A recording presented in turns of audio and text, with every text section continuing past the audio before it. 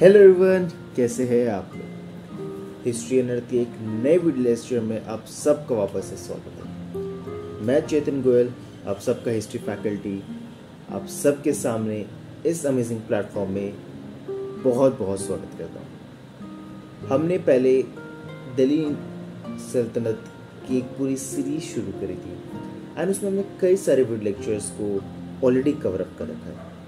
अगर आपने उन वीडियो लेक्चर्स को अभी तक नहीं देखा तो ऊपर आई बटन में जाकर या फिर आप हमारे प्लेलिस्ट में जाकर उन सारे वीडियो लेक्चर्स को फ्री ऑफ कॉस्ट एक्सेस कर सकते हैं। मैंने लास्ट वीडियो लेक्चर्स में तुगलक डायनेस्टी शुरू करा था। मोहम्मद बिन तुगलक के कई सारे एस्पेक्ट्स को हमने कवर अप करा था।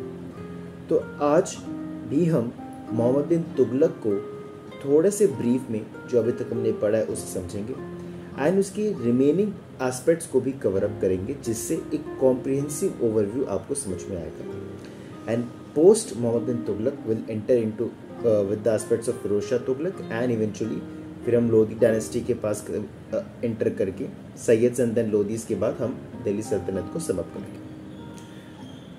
सो मोहम्मद बिन तुगलक के बारे में मैंने आपको बताया था कि मोहम्मद बिन तुगलक एक बहुत ही यूनिक कैरेक्टर था, एक यूनिक पर्सनालिटी था, जिसने अपने पूरे रेन में एक अपने पूरे पीरियड जितना समय उसने रूल करने में बिताया, उसमें कई सारे स्टेप्स लिए, कई सारे पॉलिसी मेजर्स लिए, कई सारे एक्शंस लिए जो अपने आप में यूनिक भी थे, एक्सक्लूसिवली नए भी थे, but at the same point of time शायद बहुत फ्यूचरिस्टिक कह लो, या फिर at the same point of time आप मोहम्मद बिन तुगलक को एक ऐसे रूलर के तौर पे देख सकते हो जो पेशेंट नहीं था, जो बहुत ज़्यादा एंग्शियस था, जो किसी की बात नहीं समझता था या सुनना चाहता था, बट वो खुद के ही डिसीजंस को सुप्रीम मानता था। ऐसा हमने उसकी खुरासन एंड कराची एक्सपीडिशंस में देखा,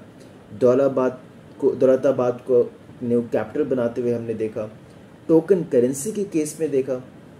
तो ऐसे कई सारे केसेस को हमने ऑलरेडी पढ़ा भी है, समझा भी है प्रीवियस लेक्चर्स में, तो अब उनको जाके वहाँ से देख भी सकते हैं। वेल ऑल्दो मैं उनके बारे में ब्रीफ आज आपको बताऊंगा, but to learn more about in detail आपको हमारे प्रीवियस लेक्चर्स को ज़रूर देखना चाहिए। तो अगर हम आगे बात करते हैं तो मोहम्मद बिन तुगलक एक कॉम्प्लेक्स रूलर था, ये चीज़ हमने अभी तक समझा।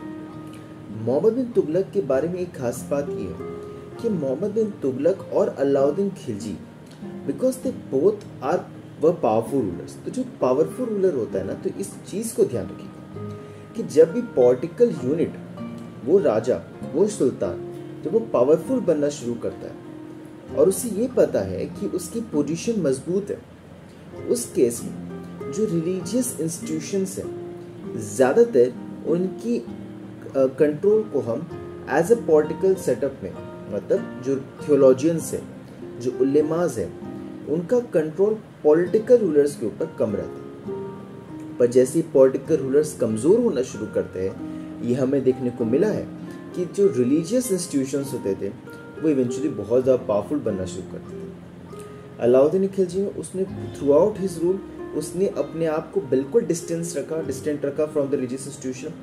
मोहम्मद बिन तुगलक के केस में भी हमें इनिशियल बेसिस पर तो ज़रूर देखने मिला कि उन्होंने रिकॉग्निशन नहीं लिया कैलिफ की, उन्होंने थियोलॉजियंस को बिल्कुल अलग रखा एंड अपने आप को एक इंडिपेंडेंट बॉडी की तरह काम करा। बट ग्रेजुअली हमें ये भी देखने को मिला, बिकॉज उनके जितने पॉलिसी मेजर्स उन्होंने लिए, क्योंकि वो उतनी इफेक्टिव नहीं हो पाए एंड इवेंचुअली सारे के सारे ही कह सकते हैं हमारे वो फेल हो गए। लोग गुस्सा थे, लोग भड़के हुए थे। तो हुआ क्या, तो मोहम्मद बिन तुगलक को एक लास्ट रिजॉर्ट की तरह ये दिखा कि कहीं ना कहीं मुझे अब धर्म का साथ देना पड़ेगा, एक धर्म को टूल की तरह इस्तेमाल करना पड़ेगा, सो दैट जो मेरी बची कुछ इज्जत भी है वो रह सके, अदरवाइज लोग कहीं ना कहीं रिवोल्ट कर देंगे। That's the reason could be कि उन्होंने रॉयल इन्वेस्टिट्योर के लिए मशहूर पाने के लिए कैलिफ को गिफ्ट्स भी भेजे एंड उनकी रिकॉग्निशन को भी एक्सेप्ट किया। आगे जब हम देखने की कोशिश करते हैं तो हमें पता चलता है कि अब्बासिद कालिफात को उन्होंने एक्सेप्ट किया। इसके साथ साथ अगर हम बात करें तो उन्होंने, सबसे बड़ी बात क्या थी कि he was a learned person and he new कि कहीं ना कहीं जो पूरा एडमिनिस्ट्रेटिव सेटअप है वो अपने आप नहीं चलता है। It requires a proper setup, a proper mechanism, and that's the reason why उन्होंने शुरुआती तौर से ही कोशिश करा था कि जो ओल्ड नोबिलिटी है और वो नोबिलिटी जो कहीं ना कहीं डोमिनेट कर रही है पूरे सेटअप को, उन्हें कंट्रोल करने की ज़रूरत है। सो मोहम्मद बिन तुगलक ने करा क्या? मोहम्मद बिन तुगलक, अब से मैं उनको MBT कहूँगा, ठीक है। तो मोहम्मद बिन तुगलक या MBT ने क्या करा, उन्होंने फॉरेन जो नोबिलिटीज़ थी, जो फॉरेन से आए हुए नोबल्स बन रहे थे, फॉरेनर्स थे जिनको नोबिलिटी की पोजीशन दी गई, उनको ज़्यादा पावरफुल बनाने की कोशिश की गई, सो दैट एक बैलेंस बन सके न्यू नोबिलिटी और जो ओल्ड नोबिलिटी दोनों के बीच में। साथ ही साथ ये बात याद रखना ज़रूरी है कि MBT ने जो आपके न्यू नोबल्स थे, जो फॉरेनर्स थे, उनको अजीज़ भी कहा, और ये कहीं ना कहीं हमें देखने को मिलता है एक बहुत बड़ा रीज़न ऑफ कंटेंशन बनता है, जब ओल्ड नोबिलिटी को ये बिल्कुल पसंद नहीं आ रहा था कि आप कैसे कोई बाहर से आए हुए लोग जो कि यहाँ के थे भी नहीं, उनको आप अजीज़ कह रहे हो और उनको हमारे जितना एक पोजीशन आप दे रहे हो, ये हम बिल्कुल एक्सेप्ट नहीं करेंगे। तो ये चीज़ हमें बिल्कुल समझ में आती है कि किस तरीके से धीरे धीरे एक ऑलरेडी लोग गुस्सा थे, दौलताबाद वाला पूरा एक इशू मैंने आपको बताया था, देन किस तरीके से पूरा बैरन कर दिया गया था, जो बर्नी बताने की कोशिश करते हैं बहुत दिल्ली के केस में। देन हमें देखने मिलता है कैसे खुराशन और कराची एक्सपीडिशंस में लोगों की मौत होना शुरू हो गई, जिसकी वजह से भी कहीं ना कहीं पीपल वर नॉट हैप्पी। उसके अलावा टोकन करेंसी का इशू हमें देखने मिला, जिससे पूरा इकोनॉमी शैटर होना शुरू कर दिया। अब देखो, आपको ये सारे कंटेक्स्ट समझ में आ रहा है, आपको पॉलिटिकल कंटेक्स्ट समझ में आ रहा है, आपको सोशल कंटेक्स्ट समझ में आ रहा है, आपको रिलीजियस कंटेक्स्ट समझ में आ रहा है, आपको इकोनॉमिकल कंटेक्स्ट समझ में आ रहा है, एंड साथ ही साथ आपको जियो पॉलिटिकल कंटेक्स्ट भी समझ में आ रहा है। क्योंकि जब हम जियो पॉलिटिकल कंटेक्स्ट को देखने की कोशिश कर रहे हैं तो हमें ये भी देखने को मिल रहा है कि कहीं ना कहीं मंगोल इस पॉइंट ऑफ टाइम तक एग्जिस्ट कर रहे थे। तमाशिन की बात करें तो उनका भी इस पॉइंट ऑफ टाइम पे एक कहीं ना कहीं एडवेंट होता है, एंड कहीं ना कहीं हमें देखने मिलता है वो भी एक बड़ा फैक्टर था जो बचा खुचा भी एक पावर स्ट्रेंथ था तुगलक का, उसको भी कहीं ना कहीं वो कमज़ोर कर देता। मोहम्मद बिन तुगलक ने एक और मेजर लिया था जो मैंने आपको प्रीवियस लेक्चर में बताया भी था, कि उसने ये देखा, बिकॉज वैसे एग्रीकल्चरिस्ट, उसे बहुत अच्छे से पता था, तो उसने क्या करा था, उसने देखा कि जो गैंजेटिक दोआब का रीजन है वो बहुत ज़्यादा फर्टाइल है। अब फर्टाइल है तो हम उन पर टैक्स ज़्यादा चार्ज कर सकते हैं। बट हुआ क्या? हुआ ये कि जब उसने ये बोला कि हम टैक्स ज़्यादा चार्ज करेंगे, तो जो वहाँ के लोगों ने बोला हमारी क्या गलती, हमारी क्या गलती है कि अब हमसे ज़्यादा टैक्स चार्ज करें। और उसने बोला आप ज़्यादा कमा रहे हो तो आपसे हम ज़्यादा लेंगे। इट्स लाइक प्रोग्रेसिव टैक्सेशन, कि आप ज़्यादा कमाओगे तो आपसे ज़्यादा लेंगे। बोले ओके कूल, हम आपको दे भी देंगे। बट हुआ क्या उस समय?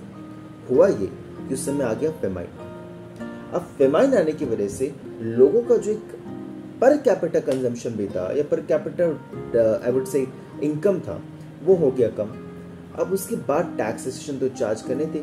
इससे होना क्या शुरू हुआ कि यहाँ पे भी काइंड ऑफ हमें देखने को मिलता है कि एक सिविल अनरेस्ट होना शुरू हुआ।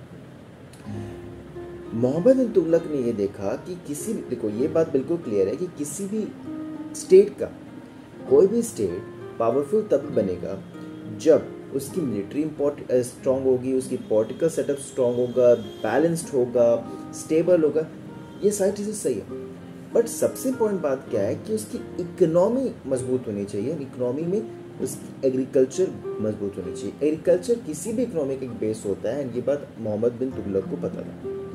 तो इसी चीज़ को और इम्प्रूव करने के लिए कि एग्रीकल्चर एटलीस्ट हमारा बेटर है, उसने एक डेडिकेटेड आई वुड से बॉडी को सेटअप किया, जैसे कहा दीवान अमीर कोही, जिसकी जिम्मेदारी ये थी कि इरिगेशन को इम्प्रूव करें, फार्म टेक्निक्स को इम्प्रूव करें, एंड कहीं ना कहीं लोन्स को भी प्रोवाइड करा जाए फार्मर्स को, सो दैट वो बेटर वे में उसमें इन्वेस्टमेंट कर सके, एंड एज अ रिजल्ट ज़्यादा प्रोडक्टिविटी हो। प्रोडक्टिविटी होगी तो 3-4 फायदे हैं। प्रोडक्टिविटी होगी तो वो मार्केट में बेचेंगे, मार्केट में बेचेंगे तो एक सप्लाई ऑफ कमोडिटी बढ़ेगी, तो टैक्सेशन जो है वो भी बढ़ेगा, टैक्सेशन बढ़ेगा तो स्टेट के पास पैसा आएगा, स्टेट के पास पैसा आएगा तो स्टेट और इन्वेस्टमेंट कर सकेगी अपने मिलिट्री में, अपने एडमिनिस्ट्रेशन में, अपने आई वुड से पब्लिक वेलफेयर मेजर्स में, एंड एज अ रिजल्ट क्या होगा, स्टेट अगेन बैलेंस होना शुरू हो जाएगी। तो ये कुछ आपको रिफॉर्म मेजर्स हमें देखने को मिलता है। अब यहाँ पे सबसे बड़ी बात क्या है कि कौन कौन से लोन यहाँ पे दिए जा रहे थे, तो उसमें सबसे अच्छा एग्जाम्पल है सोनधार लोन्स। सोनधार लोन्स को बेसिकली दिया ही इसलिए गया था कि सो दैट जो एग्रीकल्चर है उसको इम्प्रूव किया जा सके और उसे और ज़्यादा डेवलप किया जा सके। इसके बाद जब हम देखते हैं तो हमें समझ में ये आता है कि मैंने आपको क्लियरली बताया था कि मिलिट्री एक्सपेक्टेशंस एंड जो एक्सपेंशनिस्ट एक एस्पेक्ट को जो हम देखते हैं तो हमें ये चीज़ें देखने को जरूर मिलती है कि एक्सपेंशन मोहम्मद बिन तुगलक के टाइम पे बहुत ज़्यादा हुआ एंड अपनी कहीं ना कहीं जेनिथ तक अगर हम एक्सपेंशनिस्ट एस्पेक्ट पे बात करें तो वो पहुंचा। बट ये बात भी बिल्कुल समझना जरूरी है कि जब चीज़ें बहुत ज़्यादा बढ़ जाती है तो उसको कंट्रोल करना बहुत मुश्किल होता है। चीज़ों को बढ़ाना टू एन एक्सटेंट आसान होता है, बट उसको बढ़ाने के बाद एक स्टेबिलिटी मेंटेन करना एक बहुत मुश्किल काम होता है। Same goes for your case. ऐसा हो सकता है कि आपने पढ़ाई शुरू करी और आप किसी भी कॉम्पिटिटिव एग्जाम की तैयारी कर रहे हो एंड 5 दिन 10 दिन आप एकदम फुल पैक पार के साथ काम कर रहे हो कि आज तो मैं 10 घंटे पढ़ाई करूंगा, 12 घंटे पढ़ाई करूंगा, बट 5 दिन बाद, 10 दिन बाद और 1 महीने बाद आपको ये लगता है कि नहीं यार इतनी देर नहीं हो सकता मुझसे, मैं 2 से 3 घंटे पढ़ाई कर पाऊंगा।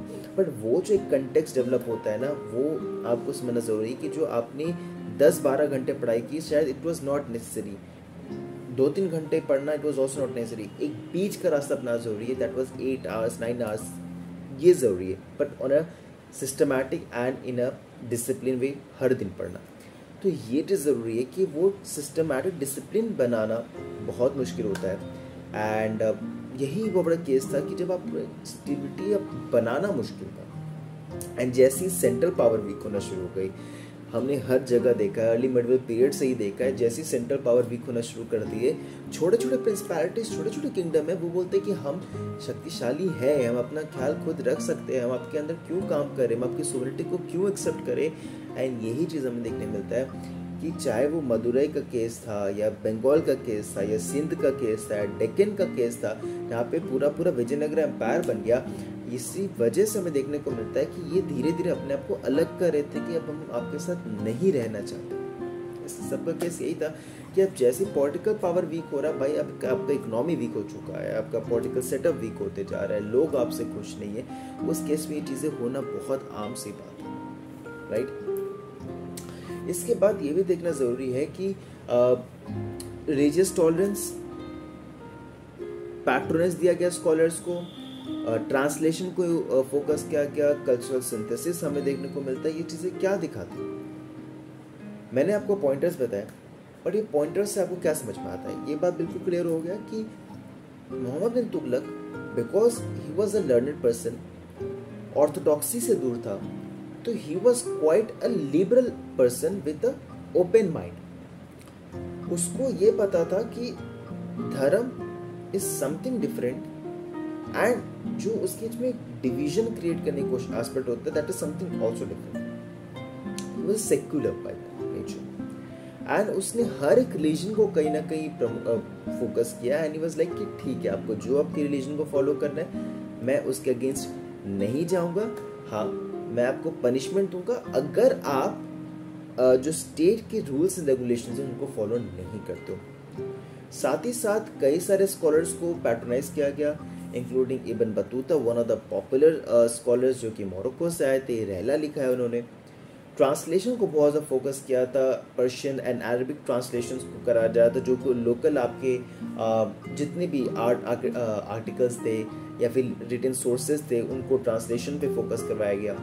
अब ट्रांसलेशन क्यों करवाया गया, इसके 2-3 पीछे कारण है। पहला तो स्टेट का जो लैंग्वेज था, इट वॉज पर्शियन और अरबिक। ट्रांसलेशन करवाने से उनको ज़्यादा बेटर खुद समझ में भी आ रहा था। थर्ड, उनका जो खुद का कल्चर है वो भी कहीं ना कहीं प्रमोट होते जा रहा था। कल्चरल सिंथेसिस इसके थ्रू हो रहा था। इसका मतलब है कि जब आप मल्टीपल कल्चर्स जो है, मल्टीपल कल्चर क्या होता है? कल्चर इज लाइक आपका खुद का रहन सहन, खान पान, तौर तरीके, डांस, ड्रामा एक्सेट्रा एक्सेट्रा। मेरा for example I am Marwari, so मेरा कल्चर अपना एक अलग है, मेरी बातचीत करने का तरीका अलग होगा। मेरा खुद का जो एक फोक डांस है वो अलग होगा। फॉर एग्जांपल घूमर आपने सुना होगा। उसके बाद डांस फॉर एग्जांपल हो गया, म्यूज़िक अलग टेस्ट होता है। वैसे कोई गुजराती होगा तो उसका अलग टेस्ट होगा, कोई बंगाली होगा उसका अलग टेस्ट होगा, कोई मराठी होगा उसका अलग टेस्ट होगा। एंड जब वो सिंथेसिस होता है, फॉर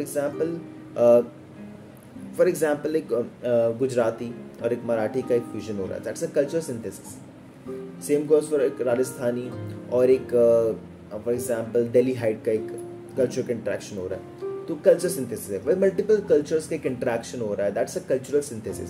सो इसके टाइम पीरियड पे ये चीज़ें हमें बहुत ज़्यादा देखने को मिलती है, and that shows a kind of broad mindset, right. So हमें कई सारे पॉलिसी मेजर्स देखने को मिलते हैं, जिसमें सबसे बड़ी बात है कि टोकन करेंसी के एस्पेक्ट को लेके, टैक्सेशन इन दुआब को लेके, कैपिटल शिफ्ट को लेके, एग्रीकल्चर रिफॉर्म को लेके, मिलिट्री कैंपेन्स को लेके, नोबल सेपरेशन को लेके, हर में अपना एक ऑब्जेक्टिव अलग था उसका।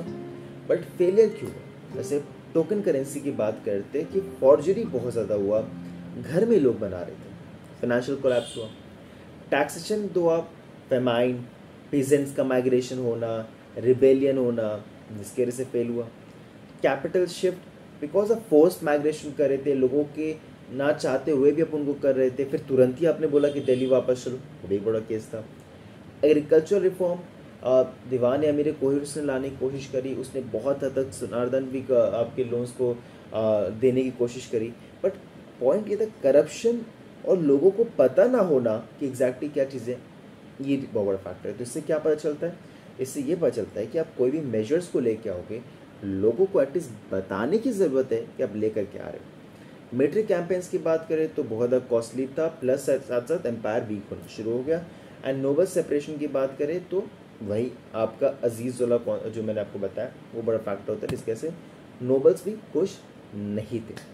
तो हमें क्या समझ में आता है और हम क्या सीखते हैं मोहम्मद बिन तुगलक को लेकर, कि he was a visionary person, but he was a visionary but impractical. साथ ही साथ इकोनॉमिक फेलियर्स बहुत ज़्यादा हुए and people were not happy, so उसको सपोर्ट भी नहीं मिला।